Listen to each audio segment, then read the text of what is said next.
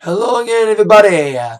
Zacatech is here with my thoughts on the inductees for the class of 2014 Rock and Roll Hall of Fame. Because they were just announced just a few minutes ago as I'm making this video early Tuesday morning here on December the 17th.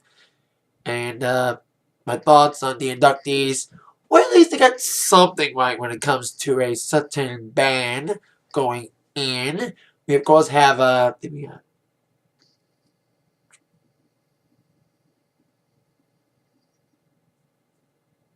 six performers and two non-performers.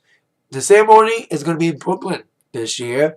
Brooklyn Barclays Center is going to host it on April the 10th, the ceremony in 2014. It was in Nokia Theater last year, and now it's going to be in New York this upcoming year, 2014. Before I tell you who went in, three bands who got shafted again this year. Deep Purple, once again, shafted. And also, yes, getting shafted, not getting in. Let's get down to it. The inductees for this year, starting with the performers. The two oddballs, the ones that should have been Yes and Deep Purple. I don't like Yes, but I think they should have gotten better than these two. Cat Stevens and Linda Ronstadt, the two oddballs in this. Like I said, a lot of people should have been Deep Purple instead of Cat Stevens. Should have been Yes instead of either of these two. I have nothing against these two, but I don't think they deserve to be in the Rock and Roll Hall of Fame. Like Cat Stevens, singer songwriter guy, songs like Wild World and all this other stuff before he became like a Buddhist guy and went against a guy who was an author of a book, Wushman, Wusty or Busty, like some guy who wrote a book that Yusef is new name until he changed it back to Cat Stevens. So like these two were like singer-songwriters in the 70s. I just don't think they belong in the Rock and Roll Hall of Fame.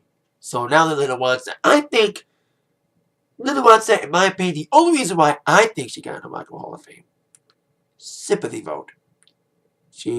Earlier this year, she released a book acknowledging that she's got Parkinson's disease, though she's no longer able to sing. So I think she will not be able to perform at the ceremony. Probably someone will perform for her since she cannot physically perform because of her vocal cords swarmed up by the top Parkinson's. Nothing against though. Of course, she could be acknowledged for the fact that she was one of the first people to make standards record. That could be the only thing that her legacy is known for, because she was the first major artist to be very successful recording standards with the Nelson Riddle Orchestra in the late 80s, kind of opening the doors for people like Rod Stewart, Carly Simon, many others to do standards records in later years. I think Carly did a standards album, but it wasn't well received as compared to Little Ronstadt's albums with Nelson Riddle. She's done various things, like she's been very eclectic. She went from orchestra music standards to doing, Mexican, Spanish music. Well, lots of games, but I just don't think she deserves one. Well, I have nothing against her, but it's like, come on. She said, okay, so you're so good. You're no good and hurt so bad and will I be loved by you? So those are the two oddballs.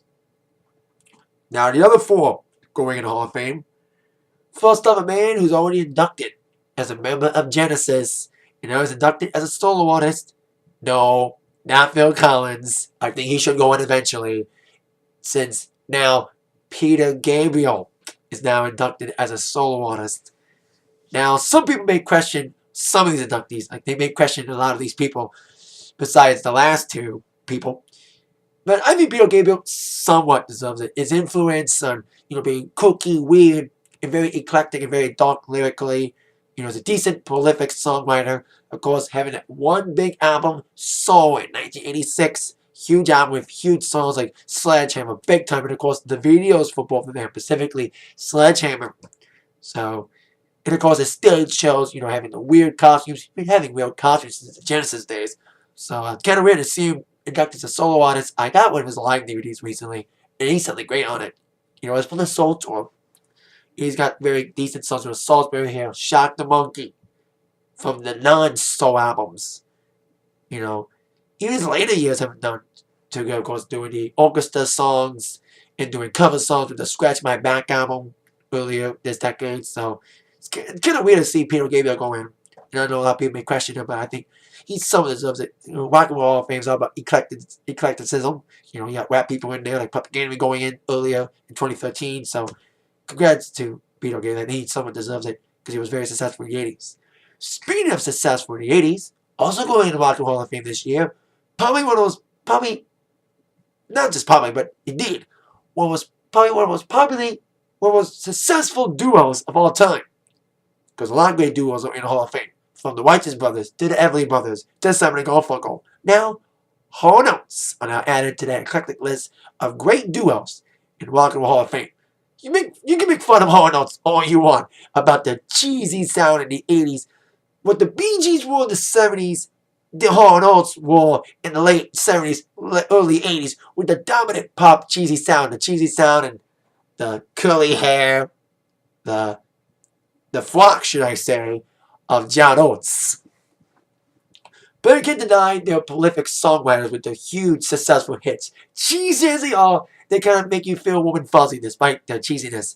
You go from the 70s with early songs like She's Gone, Sarah Smile, Man Eater, to the big peak in the late 80s, late 70s, early 80s with big hits like I Can't Go For That, Kiss On My List, Man Eater, Private Eyes, You Make My Dreams Come True, One on One, You're Out of Touch, Say It Isn't So. Go down the line. As much as people make fun of them, you cannot deny their influence on pop music. Yes, they're a pop band, but still. Rock and Roll fans are about eclecticism, whether people like it or not. So, there you go. Congrats to Hall Notes going in. I think the reason why I think Deep Purple and Yes went in this year is because I don't think Rock and Roll fan has the balls to induct more than 2 hard rock bands at a time per year. So, that's my opinion as we would get to the final 2 bands, the only real rock artists of the entire thing. But last comment on Hall Notes, make fun of them all you want. Their sound was dominant in the 80s. They dominated the charts with the hits. So their influence on pop music, you can't deny it. Love them or hate them. So there you go. Now, the only 2 major rockers. I mentioned Peter Gabriel kind of came on to the Hall of Fame, coming on the strength of one great album. You could say the same about our next group, who's short but brief, who's brief but dominant prominence in rock and roll. Of course, the godfathers of the grunge scene. I'm referring to Nirvana. My dad doesn't matter. Introduction in one of the videos, the announcer goes, Nirvana. Nirvana, one of many first ballot inductees this year. First ballot for Gabriel Ronstadt and Hall Notes, and also Nirvana, first time ballot, because Nirvana counting for the 25th anniversary of their album Bleach. The first album. Yes, that album before Nevermind. The album that would, of course, kickstart the grunge scene. With, of course, epic songs like Smells Like Teen Spirit, Come As You Are, Lithium, In Bloom. Songs that are still playing on radio today. Their sound, of course, like I said, the grunginess sound, of course, probably one of the best 3 pieces of all time. You go about the best 3 pieces. You got great 3-piece bands that are already in the Hall of Fame. Mention, of course, great duos in the Hall of Fame. Hall Notes adds to that great duo list, but great 3-piece bands. You got ZZ Top Band, Wash finally getting in last year, The Police, Nirvana getting in, great 3-piece band. You got Dave Grohl, decent drummer. Maybe in a few years, the Foo Fighters could get in the Hall of Fame, as well as Nirvana. But then you got Kurt Novoselic, decent bass player. Then, of course, you got Kurt Cobain. What can you say about Kurt Cobain? That hasn't already been said. Very dark, sadistic, kind of dry sense of humor guy. Kind of a grungy guy. The long hair and the flannel shirts. Of course, Nirvana, like I said, kicked in the prominence of the grunge sound, especially after he kicked off Michael Jackson off the #1 album to begin 1992. That's what really kind of kickstarted what really made Nirvana big stars. Of course, they released one last album, of course, In Utero, which just celebrated its 20th anniversary with great songs like No Apologies, Wake Me, yes, that's a catchy title, Wake Me, and Heart Shaped Box. Of course, it would all end. Of course, how ironic is it that next year when Nirvana goes in, it'll be the ceremony's on April 10th. It'll be 1 week after the 20-year anniversary of Kurt Cobain's death. How pathetic is that? That the ceremony would take place right after the anniversary of Kurt's death. That's going to be very symbolic. But indeed, well-deserved honor for the amount of, because like I said, the band that really opened up the doors for the grunge scene, opened up for bands like Pearl Jam and Soundgarden to get mainstream recognition because Nirvana kind of kicked the doors down. So there you go. Now on to the last band. After years of being ignored, being on the ballot 1 year, being off the ballot another year, and after finally, there's the second year in a row that the fan ballots took place. The fans can vote on their own ballot.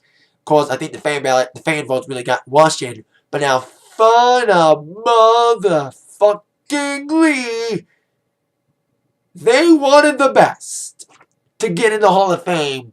And now finally the fans, they got the best to go in the Hall of Fame. The hottest band in the world, Kiss, is going in the Rock and Roll Hall of Fame. Finally. Well deserved. What can, like Nirvana, what can you say about Kiss that hasn't already been said? Their influence on bands, their stage show, their epic pyro, just the gimmickry, what Alice Cooper did for stage theatrics. Kiss kicked it up a notch with their stage theatrics. Gene Simmons, the blood and the fire, and Ace Frehley with the flaming guitar. And how ironic, it was after Ace Frehley's house went on fire this weekend, so he got a little feel better gift with the Kiss going in the Hall of Fame. That's what's going to be the most intriguing part. In a lot of years, there's always been that one band that always takes all the attention, just because of the band tension, about the fact that there's been a lot of former band members getting fired and all that. Blondie got in 05, then that infamous band fight with former members being declined to perform. Of course, the hype surrounding Van Halen's induction in 08, but the possible clash between former members, especially David Lee Roth and Sammy Hagar, that never happened. Same with this year, last year, 2012, Guns N' Roses, of course, Slash and Axl coming, which never happened as well. So we'll see what the hype's gonna be built. The hype's gonna be very heavy for this group, especially Gene and Paul being kind of egomaniacal, finding people. And of course, Gene even said he would not perform with Ace and Peter. It's gonna be a very awkward situation if Ace and Peter do show up. It could be very interesting, especially with HBO taping it. Things will be uncensored because it's HBO. So very interesting to see how the inductions are gonna go with if Ace, Peter, Paul, and Gene are in the same room. It'll be very intriguing.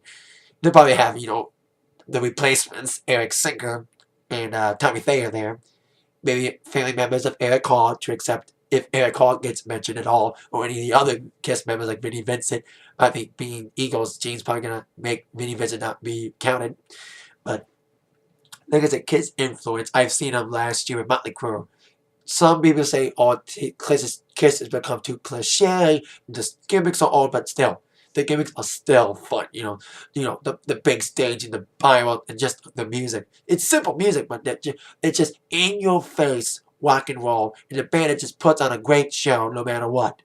Of course, great epic rock anthems like, of course, Rock and Roll All Night, Detroit Rock City, Calling Dr. Love, Cold Gin, Christine 16, Shout It Out Loud, go down the line, Strutter, Deuce, even later, post-makeup years, Lick It Up, All Hell's Breaking Loose, Heaven's on Fire, even without makeup, the Kiss did well. So, of course, everyone can argue the point about Kiss being over-publicized with, of course, the commercial, the merchandising, the probably one of the smartest businessman, business people you can think of. People make fun of them for that, for over commercialization with the merchandise and all that. I think Kiss was like the first band that really over merchandise themselves. Without Kiss putting themselves on merchandise, you want to get merchandise all over the place. Like we see like a lot of One Direction merchandise, even Duck Dynasty merchandise. I think Kiss kind of started the whole merchandise craze about making money off merchandise.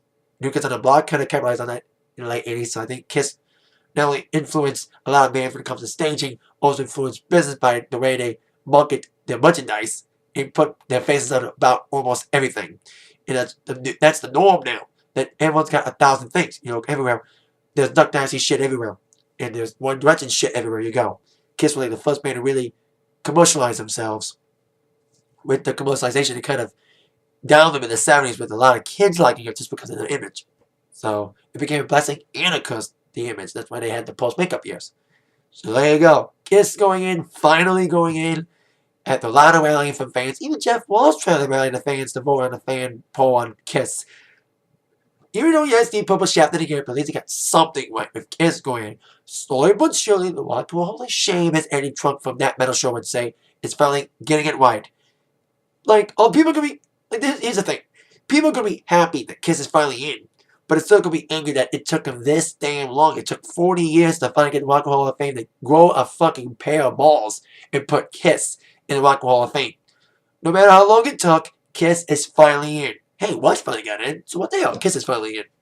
Now, when it comes to the special awards, they only present some specialty awards, including Musical Excellence Award. The award for Musical Excellence will go to a backing band. Like some backing bands, like the Miracles and among others, have gotten shafted when a lead singer gets all the attention. And they finally got recognized a couple years ago. Well, one backing band is finally going to get recognition for award for musical excellence, and deservedly so for that award. The E Street Band, of course, the famous backing band for Bruce Springsteen. I saw Bruce Springsteen last year on the Wrecking Ball tour, and I remember my dad, who's like a diehard Springsteen fan, we both agreed the E Street Band is the tightest band I've ever seen. You got, Stevie Van Zandt, great guitarists. You got, Max Weinberg, especially this band, especially going on the fly with Springsteen, inserting songs in, they can just drop on a dime, play a random song on a dime. That's why we call him so tight. Because the loss of the great big man, Clarence Clemens, and a great replacement in his nephew. Forgot his nephew's name. Fuck,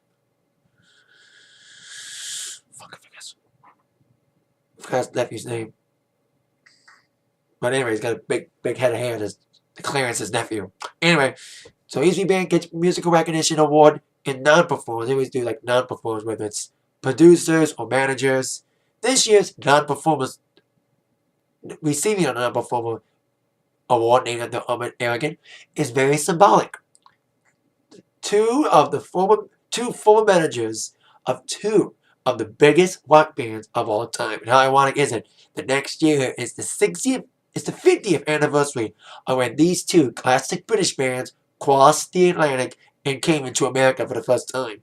Of course, I'm referring to the Beatles and the Rolling Stones. Their former managers are going in via non-performer award. The Beatles' initial manager, the late great Brian Epstein, and Rolling Stones' first manager, Roger Odom, is getting non-performer awards now. Like I said, how symbolic the next year's, the significant anniversaries, 50th anniversary of Beatles going into America. I think Stones came around the same time, 64 as well. So very symbolic that these two managers. A lot of symbolism about people getting in specifically on this year. Nirvana getting in, the 20th anniversary of Kurt Cobain's death, specifically the week after Kurt Cobain's anniversary of his death. And now the Beatles and Rolling Stones' managers going into the same year, 50th anniversary of when the Stones and Beatles first crossed the Atlantic. Brian Epstein died of a drug overdose in 1967, right before Sgt. Pepper. But Brian Epstein was a great businessman, a great manager. Of course, brought the Beatles to dominance, to prominence. To become, of course, the band of all time. Of course, some people would argue about the Rolling Stones and Andrew Odom. Sly businessman or not, of course, he was, of course, like Brian Epstein, the driving force for the Stones, as Brian Epstein was the driving force for the Beatles in the early years. So there you go. That's, of course, the class of 2014 Rock and Roll Hall of Fame inductees. Their ceremony will take place on April the 10th from the Barclays Center in Brooklyn, New York, and the ceremony will air on HBO sometime in May. Air date to be announced. That is it for my thoughts on the Hall of Fame inductees video. Thank you all very much for watching. With that in mind, you've all been attacked by the thoughts from Zach. Thank you again for watching. Have a great rest of your Tuesday, everybody. It's officially midnight. As I'm making this video, it's early Tuesday. Thank you very much. See you later. Yeah. And I'm not Gene Simmons going in. Yeah. Hey, gotta hit the tongue out, for Gene. Yeah.